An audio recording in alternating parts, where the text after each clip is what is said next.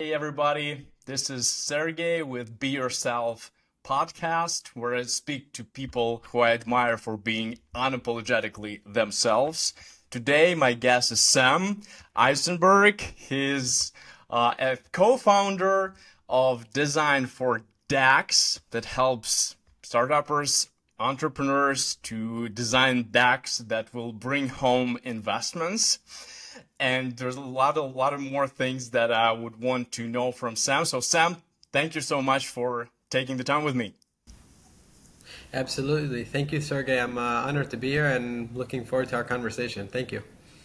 You're welcome, my man. So Sam, just straight ahead, if you can introduce yourself, what's your main vocation now, or what's the majority of your time in terms of business going to?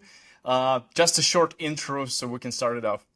Absolutely. Yeah. So, like you mentioned, I run Design for Dex along with two partners. And essentially, what we do is we help both investors and founders, not only founders, investors too, bring their ideas to life through effective presentation. Okay. So, that's pitch decks, fund decks, and all other sorts of presentations. And that is, I would say, if not my primary focus, what I most enjoy doing on a daily basis. Great, awesome. And not only business people, but you also work with investors. So you basically bring both of the parties to find common mutual interests, right? Well, yeah, I would say that many people have this assumption because investors see decks all day that they don't need help with their decks, but even investors need help with their pitch decks or their fund decks, and we help work with them as well. Yes. Okay, so similarly to recruiters or HR managers who see a bunch of resumes, they need to be able to pick the best candidates. And the same logic applies here, right? Which is not that obvious that investors might need some help. That's cool.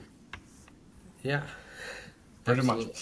So before we get into this, can you briefly tell about your experiences in business, in entrepreneurship? How did you get to this point of running this business, and what was the preceding experience of yours? So yeah, I appreciate the question, and it's one that I actually think about myself oftentimes. And the truth is, with the story, there's the 20-year version, there's the 10-year version, there's the 5-year version, the 2-year version. So we'll give you the 2-year version because I think that's what time will allow. But essentially, before founding Design for Dex, and currently as well, I'm also a growth marketer. Together with my partner, we've helped quite a few businesses that already have some level of success find additional marketing channels, create marketing prioritization systems, build infrastructure that will allow them to grow, and so on and so forth. One of our clients was Jack Zerby. At the time, he's head of design at Gumroad, previously head of design at Vimeo, a very talented designer and educator who wanted assistance with building out an educational course which he can sell and grow.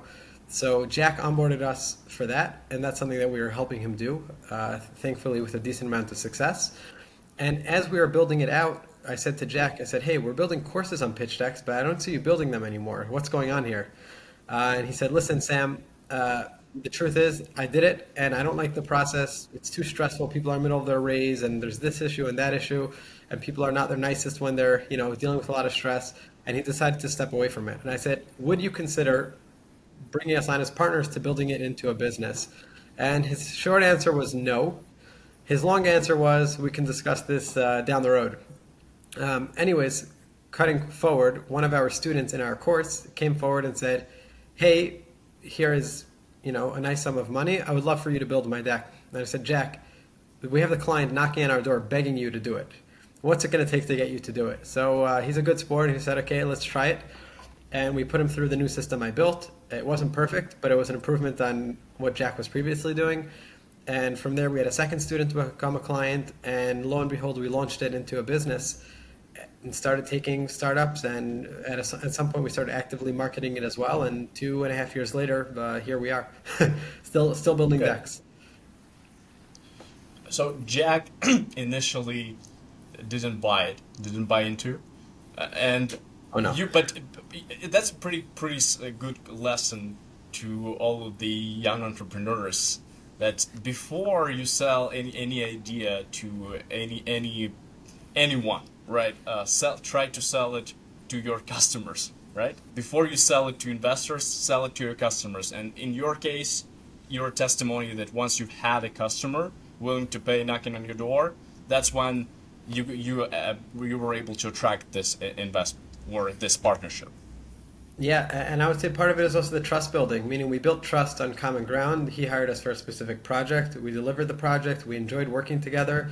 And at that point, he was saying, listen, he developed a certain level of trust in us that he was willing to Yeah, experiment and go a little bit further. Yeah. cool. Yeah, trust goes a long way. I can't stress this enough when I work with folks who I help with communication.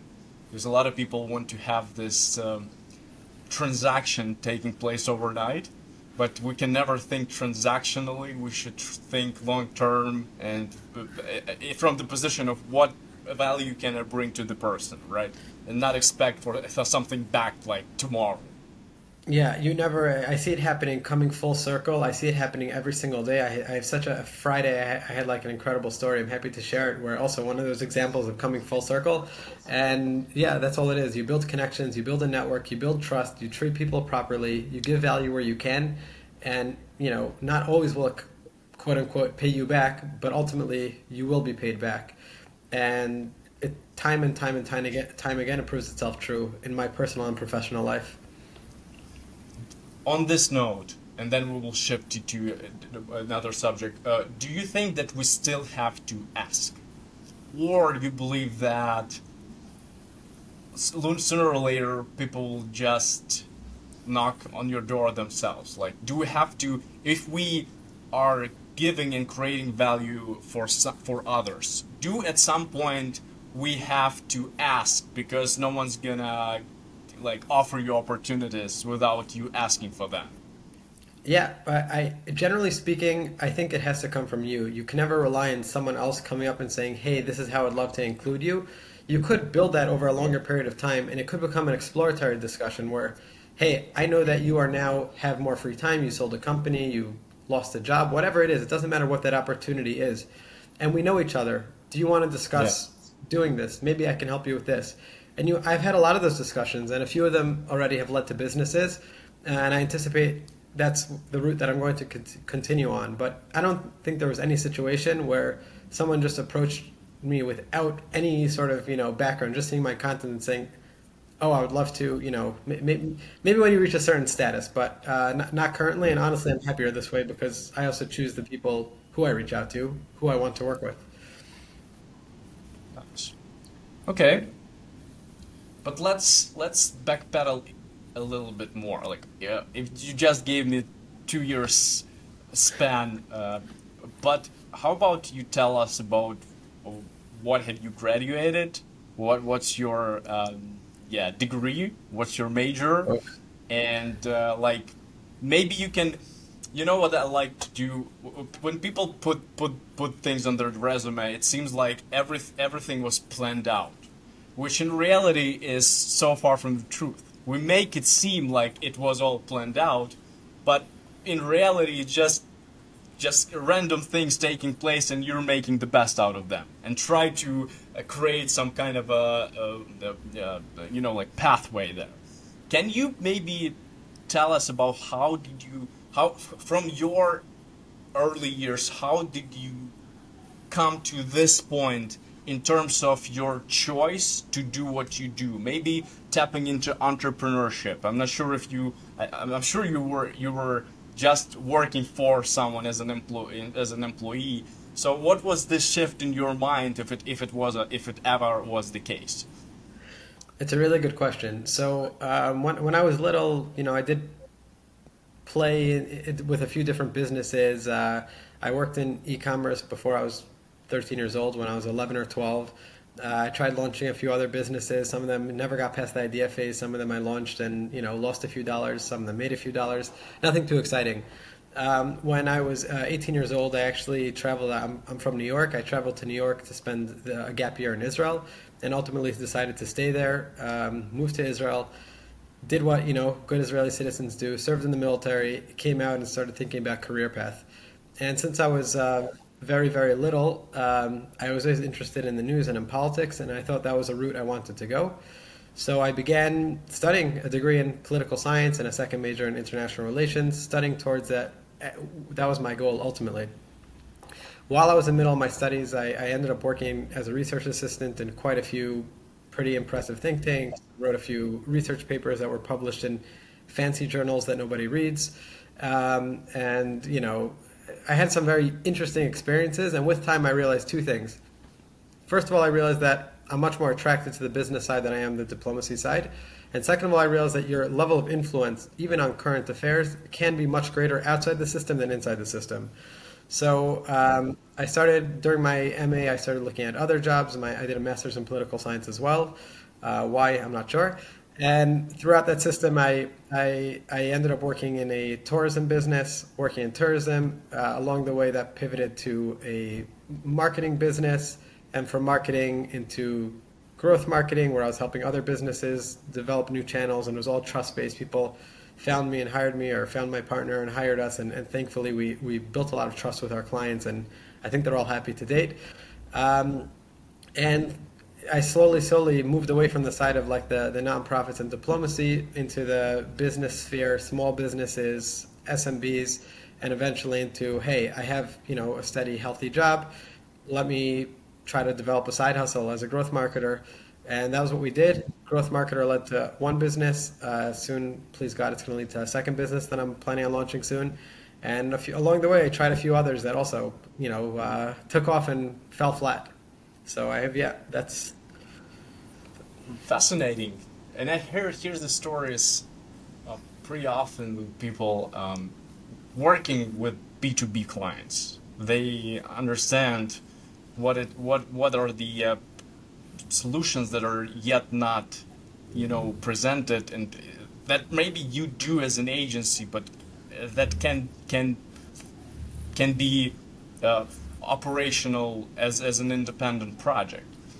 Uh, and would you agree that this is the piece of advice that we can give to Ukrainian entrepreneurs and other entrepreneurs listening to us, that sometimes before you tap into entrepreneurship, you can work in an agency, you can work with with other businesses in marketing, and basically, yeah, by working there, listening carefully to your customers, understand what are some voids that need to be filled and what some problems, that some opportunities that exist. absolutely. And I would say, going a step further, that was my plan from day one. From day one, I said, I'm going to work for smart people in industries that are interesting to me, learn from them, and use that as a basis to launch my own business at X date. Ultimately, I ended up launching my own businesses before then, because when an opportunity is on your lap, you can't turn it away, and that was what happened two times now.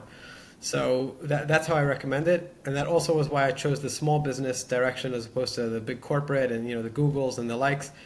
I didn't even apply for them originally, because ultimately I believe that when you work in a small business, you're able to touch more things, you're able to experiment and try more things much faster. You're working much more dynamically with much less rules, and to me, that I felt, maybe correctly, maybe not, that would be much better for developing my business and entrepreneurial skills. And not I think, I'm confident it has helped me tremendously in my own businesses, and I believe that it has helped me more than had I chosen one of the big companies with, fancier titles and fancier jobs and more room to move up in the company. I have I have a bunch of questions here, and I think what to ask, because Ask away, ask away. I can relate so much to what you're saying, because just a small piece from my bio.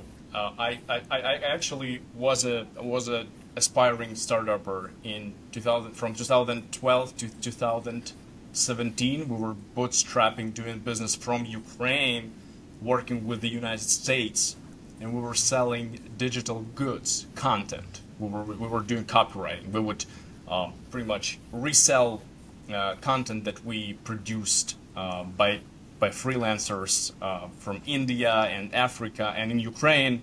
Absolutely, because we have a lot of people learning English here, and who can even write better than some Americans to be honest with you.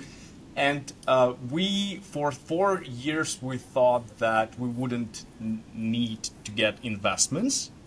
But then shit had hit the fan. We didn't manage to pay our employees. And for the entire summer, I remember summer 2017, we were looking for people. And since in Ukraine, venture funds and investments was, not a thing, pretty much, it was a really,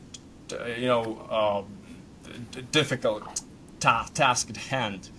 And we managed to find the investors who later become like one of the largest venture funds in our country. And my life as an entrepreneur, not having an investor, and as an entrepreneur having an investor, was two completely different stories. And I'm not sure if you can relate to this, but I think that when you have an investor, especially who got like bigger stock than you, right? Possess bigger equities than you pretty much become an employee of his. Like we have this romantic, dreamlike perception of that investment will save our life. But I mean, for me, I felt like it's so different to be an entrepreneur, um, not having an investor, and an entrepreneur having an investor. Like, what's your take on this? Because obviously, you not going to take this job in the corporate world also testifies to maybe your unwillingness to like work in the big system. Is that a fair statement? And what are your overall thoughts, when you hear me say all this? Yeah, so one of the things I appreciate, I think what you're saying is very correct, but one of the things I appreciate about small businesses, like I said, and about, entrepreneurship, is that you're working with less rigid and less rules and less history. Whereas in the big corporate space, you're serving in a very defined box, which is not a bad thing. I'm not coming to, people who are extremely bright and talented people go to these companies and they pay well for that. It just didn't appeal to me. Um, I work with venture-backed founders every single day, and just like you said, I see how hard they work. I see how stressed out they are. I see, how many of them fail, and I myself would be extraordinarily hesitant to build a business that required capital to build. Not because those businesses don't excite me, because other than, my professional life, which I enjoy, I also want to hold on to my personal life, and that becomes very difficult when you have investors as a partner. And there's this 100%, glorification, 100%. yeah, and there's this glorification of the startup life, and it's legitimate. The people who do make it, the tiny percent who get funding, it's a huge accomplishment. The tiny percent of those who then go on to successful exits, it's a tremendous accomplishment. And the tiny percentage of those who come out, financially independent for the rest of their lives, that's also amazing, incredible. But for me, I don't see any obstacle to building businesses like such as what you build, something that's based on arbitrage, which obviously I don't know the full story, but where you're building an arbitrage business or an agency type model, a consulting type model, selling a piece of information that you have that other people don't, or whatever it is that doesn't have extreme cost and doesn't have extreme risk. That doesn't mean you won't be working just as hard to get it off the ground. It doesn't mean your success rate will be higher, but at least you control the process and the product and the destiny much more. And to me, that is the most appealing route. So I have taken investment, but only, let's call it small investment from partners. But for the most part, I try to start projects either with very little capital, in which case it'll be mine and or my partners, or if it requires a little more capital, then I'll start by trying to validate the business and putting in a sum of my money to validate it and decide, is this a business or is it not? And that's my usual approach. Self-sustainable business is the one that brings you profit, not Even yeah, where you're thinking of how to return the money, get pay back the money that was invested. yeah, Yeah, and I'll say even that, it is a challenge to manage a business. And even if you're doing well, there's always that fear, what if, some people have, and there's always, hey, if you have a family to support, right? I have children at home. I didn't have that fear, thank God. I had a lot of confidence in the things that I've worked in, for better or for worse.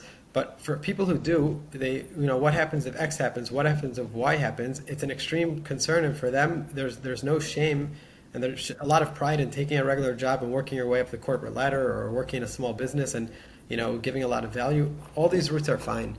I wouldn't I wouldn't say that because someone's your hero or because something looks exciting to follow that route. There are a lot of good routes to financial success, and most of them are not disqualifying another. You can go build a career and start something up much later. There's no impediment when you have more stability, more interest, more experience, more capital, hopefully, and so on and so forth. Just like we don't need to go to do groceries when we're hungry, maybe it's not the best of the ideas to find investments when you're desperate and you can't make your meats end. Yeah, Yeah. yeah. That's Some definitely businesses, fair. well, we were on the verge of the closure, and that was pretty much our last resort to find investment. That's why we wound up selling the major stock, and the rest was history. Yeah, but it's not to say that we don't recommend people to take money. A lot of people like take cash at the seed round, right? When they just got off the ground, got some traction, and got people on board who are not bringing in money solely, but also the smart money, which is super crucial. Okay, Sam, let's talk about design for decks. Sure. I've been watching some of the tutorials posted by, I'm guessing, one of your partners on By YouTube. Jack, yeah, Jack. Most of the videos you'll see are Jack's. And I have some content as well. Yeah. Well, he's doing a marvelous job, and I'll try my Yeah. best to share some content that he posts because I think it's so relevant, and for some reason it's not getting too many views for now. But one of the topics he touched was like the biggest misconceptions about how your pitch should look like. Maybe you can cover this for us. What are the things that entrepreneurs think should be on the pitch inside the pitch deck, or maybe some of the misconceptions or false beliefs that you can correct right now. So it's a really good question, and the truth is, to cover a lot, it would really be well beyond the scope of this conversation. I did a presentation yesterday for a group of university students competing in international competition. I spoke last week at Podium Conference in Slovenia.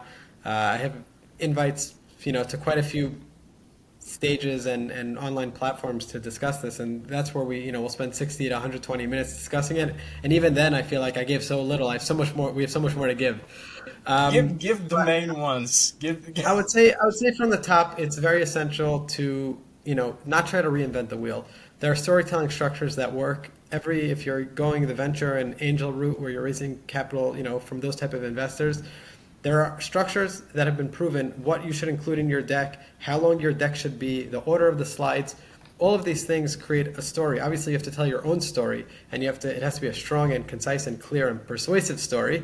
But ultimately, you don't need to reinvent the wheel. What they did works. They recommend it. It's familiar. They expect to see it. So go with those routes. And that's my first big piece of advice. To follow the My second instruction placed on the venture fund's website, basically, right? Yeah, they tell you listen, we've collected from like 12 of the top investors structures that they recommend for early stage startups, and that ones that we get behind as well, right? There are hundreds out there. We picked 12 that are both from very reputable investors and structures that we like, and we share it freely. Like that's the first piece of advice I give to clients and students and anyone who asks. The second piece would be is that you have to put a deep focus on what your goal of your deck is. Your deck is never going to raise investment. It's a tool to help get investor attention so that you can have another or an ongoing conversation with them. So in that case, your deck should not focus on telling your whole story. It's focused on telling the highlights and the items that are most interesting to your investor. Once again, following the structure. Okay. It's very, very difficult for a founder to put 5 years of blood, sweat, tears, and sleepless nights into a deck. It's very hard for them to cut, but that's unfortunately the nature of the game. And you have to make sure that the story is, clear and concise, because they're not going to go through your 5 years of business. And I would say those are really the two most critical ones. There's a lot more in terms of how you design the deck, in terms of what you communicate. I would say the three biggest questions your deck has to answer is kind of why is this a problem worth solving? If you can't convince investors there's a problem, then they're not going to be interested in hearing about you or your solution. The second big question you always need to answer is why are you best suited to solve it as compared to your competition? So that would be, why is your team extremely capable? What's unique about your solution? That's the second very important question that needs to be answered. And the third one is the why now? Why is this relevant right now? Why is this a business that the world needs right now? Why is this a business that the investor should invest in right now? And once you answer those three big questions, and you can answer it like this, very quickly for anyone who asks you, at that point you can start building out your deck. But filling out all the details that are required. So that's what I would say is, without shoving too much into 3 minutes, that's what I would say is my best advice for early stage founders building out their first decks. How about feeling the pain of like your problem? Like, how about should the founders be the customers of their own solution? Well, you can't determine that. Meaning, if you have personal experience that led you to this problem and led you to this solution, by all means highlight that. Right? This is I am my target customer. I experienced this. I solved this for myself, and now I'm going to solve it for a wider market. Great, but that's not a requirement, and oftentimes that's not the case. How about backing stuff up with data? Should data stats overtake the sheets They're that both we critical. They're hand both out? critical. They're both critical because investors are, at the end of the day, professional investors. They're looking at business cases. They're investing other people's money, right? Except for angels, most investors are created of funds of investments from other people, and even angels have syndicates, and they're very careful Yeah. about what they invest in and what rules they follow. So when they are investing, they're looking at a business case, but in order to get their attention, there also needs to be a story there. So even if you're highlighting a problem, don't just say something is painful, something is cumbersome, something is difficult, something is confusing.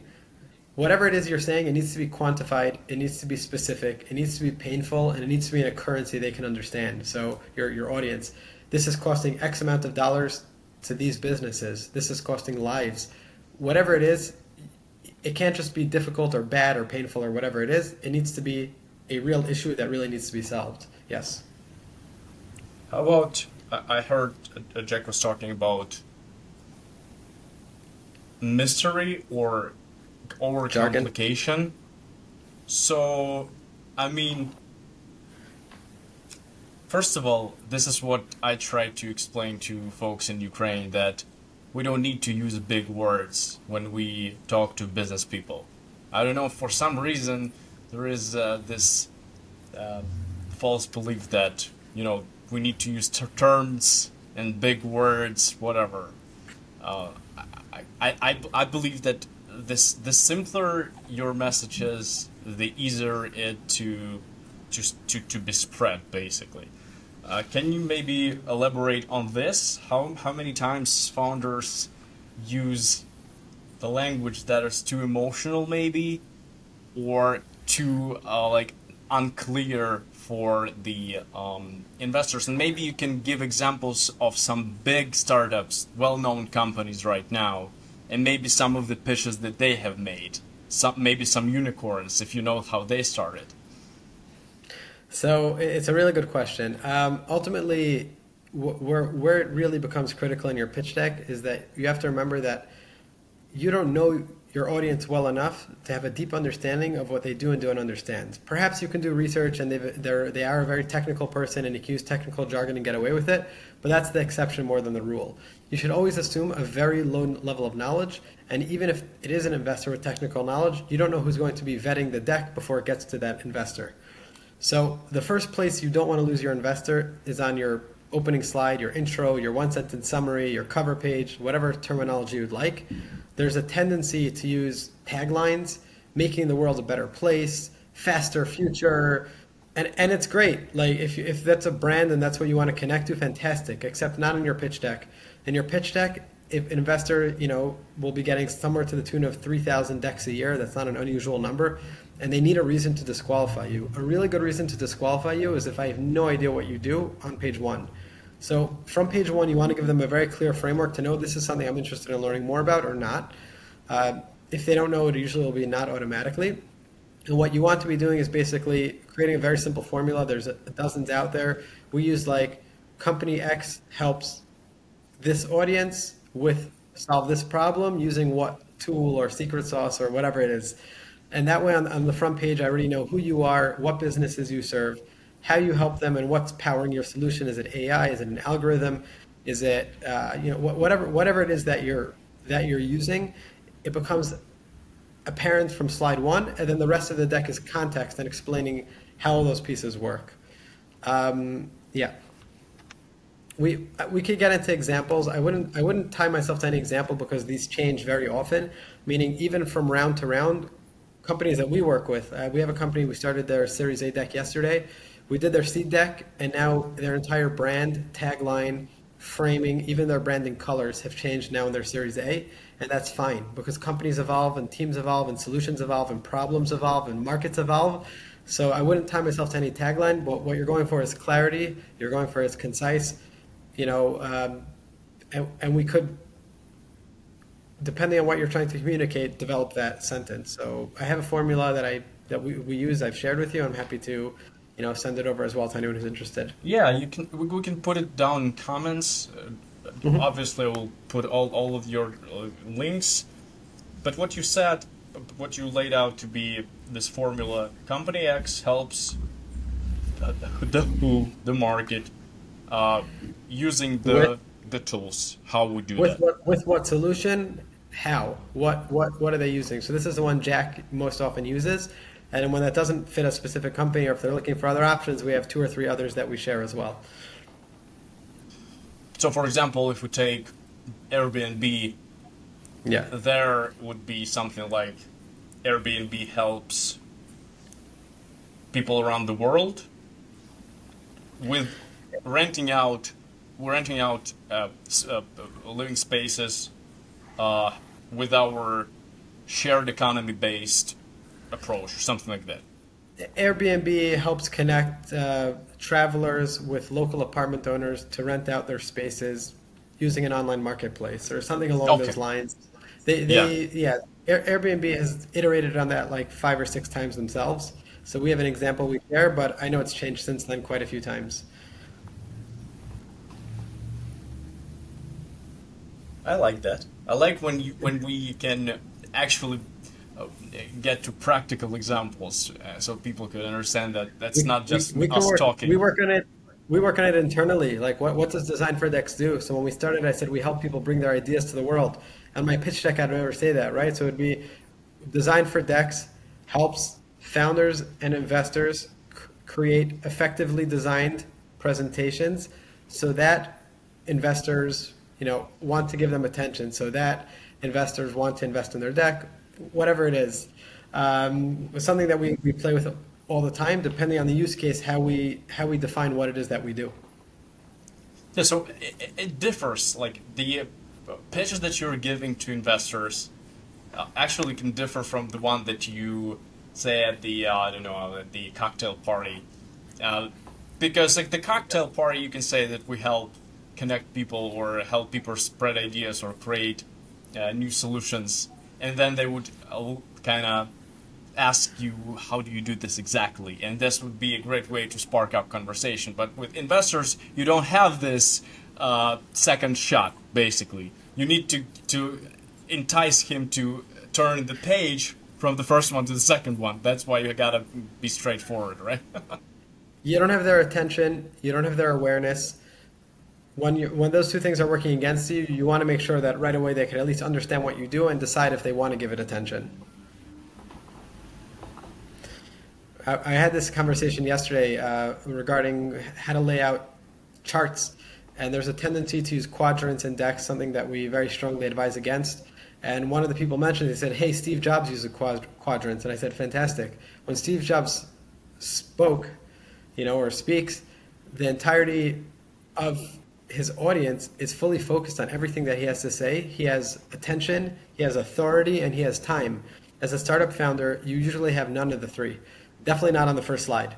So it becomes extremely critical to understand who your audience is and understand where you are, and based on that, define your communication, your tools, and what you will and won't include. I remember when I was always chasing, you know, people who could somehow, by giving us some piece of advice, just help us grow our business. And I remember uh, at the conference or wherever, when I was approaching a person, I would always check like, what is this guy about? And I remember if you spark up a conversation by saying, "Hey, hi, you are into customer success, for example, and you really you're like obsessed about customer experience," and that's what we try to do in our business. I mean, that got so much more chances that he would actually be interested in you than you just coming over with some generic statement. Knowing your audience is the lesson here, right?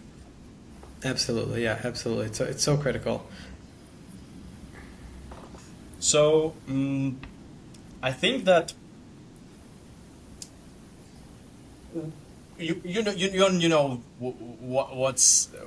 what is the context, what is the life right now in Ukraine, obviously, and a lot of people from the US. I'm sure that you know more because you said that you work with Slovenia and you've been to Europe. Obviously, I feel like you do have like a deeper understanding, but some Americans get really shocked that we were able to do business here and do business internationally.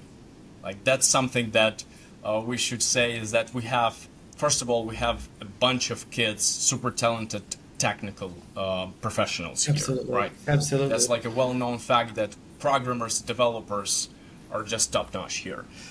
And a lot of them actually start their own businesses. What are the chances for the founders from Europe, Eastern Europe, to get funding from American angels or venture funds? It's a very broad question, meaning it depends who the founder is. If you're talking about a first time founder with no prior wins, exits or big company experience, operating with on just an idea right now, the answer is it would be extremely challenging. It always was extremely challenging. Just now it's become even more challenging. They call it the fundraising winter, where funds are dried up. There still is a decent amount being invested in on follow-up rounds. There still are early stage investors that are quite active.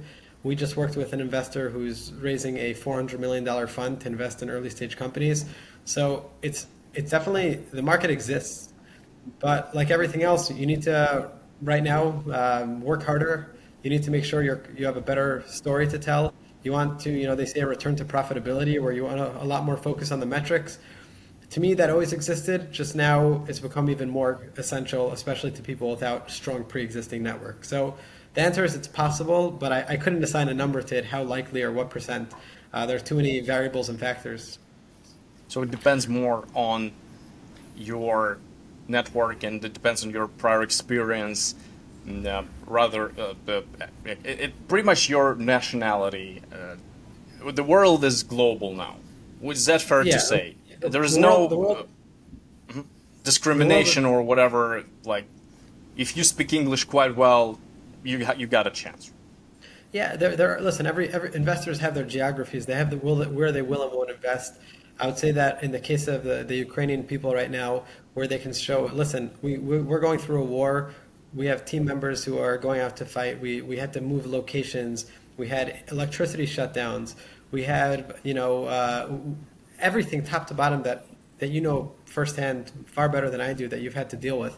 When you can tie that into your story, that shows a certain element of grit, a certain element of determination, a certain element of, a personality, a bulletproof personality where someone can overcome anything. And that is a lot of what an investor looks for. And I wouldn't take that out of my story, right? You're not playing the pity card. You're not saying, hey, we're a victim, so invest in us.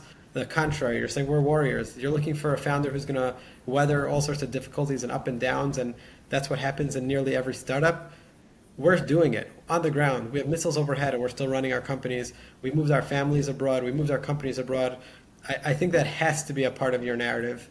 And it would be, in my opinion, silly to kind of hide it.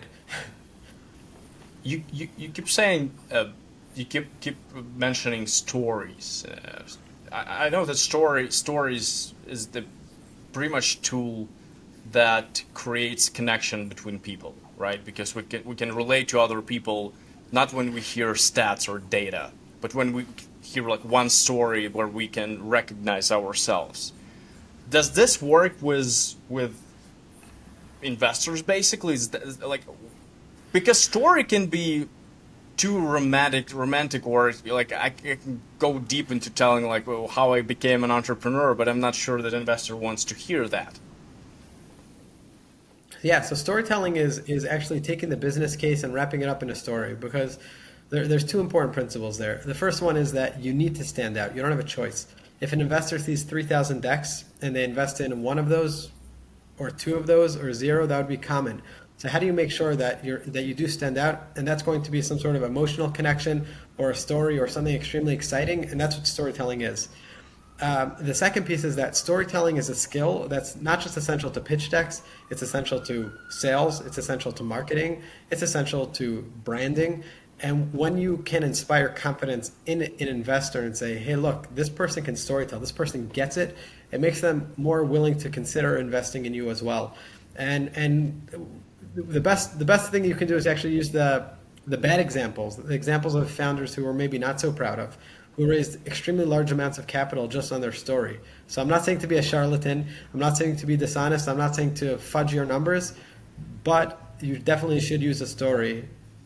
That's what Adam Neumann did in WeWork, Elizabeth Holmes did, right? All these large entrepreneurs who raised a lot of money on ideas, they did it because they were so good at storytelling, for better and for They say worse. story, but they reveal like some of their deepest, I don't know, like findings, something that really happened to them, and that. So pretty much, are we talking about people investing into other people? Is that the baseline here?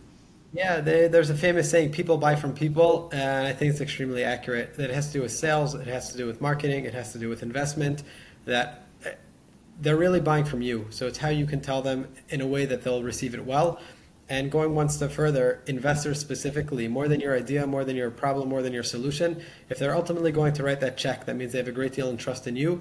And a way to build that initial step or that initial connection is going to be through your story.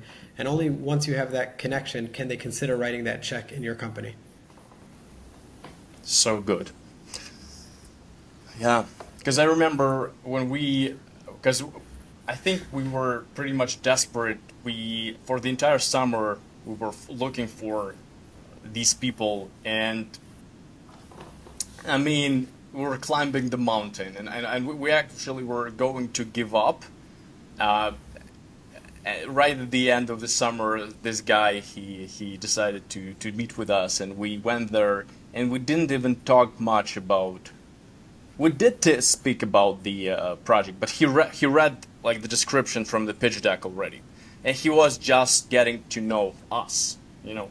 And he actually said that I like you guys, like as if That's a good it first step. was our yeah our ticket to to getting this investment. Yeah, well, that's what it is. You're looking at when a founder, when an investor invests in an early stage company, especially if they're your first investor or one of your really early investors, you're looking at a 5 to 10 year relationship with them, where they're going to be dealing with all the ups and downs and the next rounds of raises, and the partnership discussions and everything else, you're leaning on them, and you need to have a good relationship. If you don't have a good relationship, you're going to be in a very bad situation, even if you do get their investment. So both investors understand that quite well, and hopefully founders should understand that too, that who you take investment from is more than about the check. It's also about where else they can help you, and obviously about the connection you have to that investor and that relationship you have with the investor. Shifting to more of a personal side of things, if you don't mind, Absolutely. where do you get the energy to run so many things, and how important it is? Well, you did mention that you don't only want to be, engulfed with work and like have work at the center of your universe. You also want to live. This is not to say that work cannot be life, right? It's okay to live at work, and a lot of people do that. But is there a balance? Do you believe in the balance, and how do you balance out your personal life and your professional life? So it's one of those things you're always figuring out, but I try to work pretty hard when I'm working, and enjoy, work hard, play hard, as they say. But I have I have a wife. My wife is actually in medical school, so she's not around very often. I have two young children. I have designed for decks. I have consulting clients. So like you said, I'm working on a lot of things, balancing a lot of things. And we do have time that is dedicated specifically for the various items. So I mentioned that I'm Jewish, and I have the day of rest, our Shabbat, where I shut off everything except my family is shut off, and that's something to me that sometimes it's challenging as Literally, an you entrepreneur. turn off your laptop and iPhone. My Nothing laptop and just can bother you. my laptop and my phone are all completely off, yes, for 25 hours every week. And it's a challenge as an entrepreneur because you always want to be doing more. But on a personal level, as time goes on, I see the benefits more and more for myself, and I absolutely love it. It gives me energy. It helps me focus on the things that are really important in life beyond business, and that I would say is my biggest one. Beyond that, we find what we enjoy and we try to make it work. So in our case, we enjoy traveling and we do a lot of it. Sometimes because I am an entrepreneur, there is a sacrifice where I'll be on a family trip working. It does happen. Not it does happen. It almost always happens. But nonetheless, we try to keep those, a little bit slower. So when I'm on a regular day, I'm working, let's call it 8 to 14 hours. When I'm on a family trip, I try to cap it at 2 hours a day at most, and I try to time that for when my children are sleeping, my wife is busy with an activity or whatever else it is. But yeah, we're always trying to figure that out. So that's I would say So that's it's my safe to answer. say that you you're filled up with energy to like your family is a source of energy for you, right? It's a source of happiness, and then you bring this to also your business, and that's when you we are at our best. Or they pretty much correlate, and you get. I don't I don't I don't know I don't know that I would say that. I don't know that I would say that. When I'm with my children all day, they have a day off and our nanny is out or whatever it is, and I'm with them from morning to night. I'm very tired and I find it difficult to work. That's the full and honest truth. But I find energy in doing things that excite me. So I work in pitch decks. I love it. I love meeting founders. I love getting energy from them, from their stories. I love helping them bring their ideas to life. I know that it's not a good fit for my lifestyle currently, what a lot of them are doing, but working with them excites me. My consulting clients, I only will take clients that I'm excited to work with, that it's dynamic, that I'm learning, that I'm helping them grow. And with my family, it's the same thing. I love spending time with my family. We try to do interesting and exciting things together. That doesn't mean it doesn't tire me out, but you have energy to do things that you enjoy. So as much as possible, we try to focus our energies on doing things we enjoy when possible.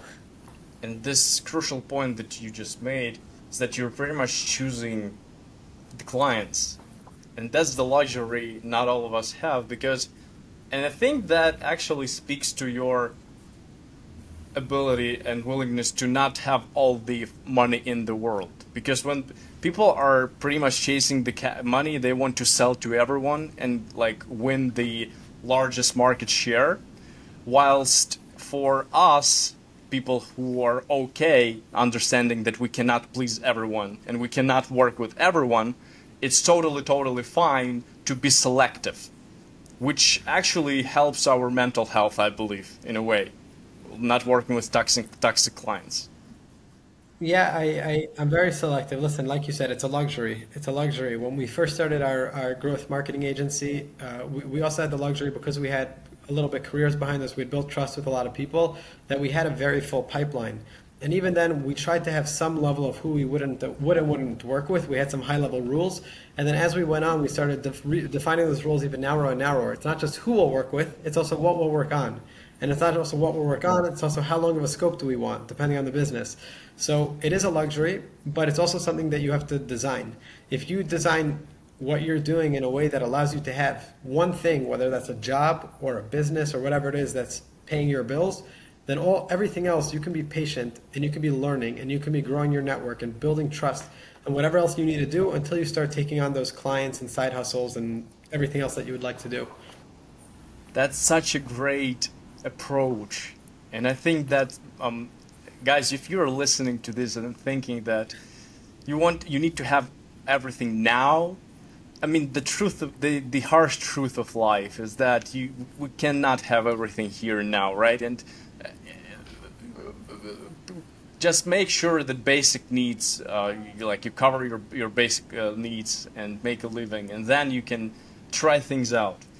Sam, as we close, and looking at the name of my podcast, which is Be Yourself or Find Yourself, any last message for my viewers with respect to how they can find what they truly, truly love, and if it's worth it at all to be looking for it?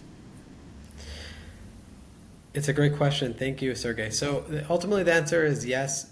You need to find out what you love. If you know it already, fantastic. Run with it, chase it, build it, go for it at almost any and all costs, minus your own and your family's mental health and maybe financial well-being. You know, you need to eat and sleep.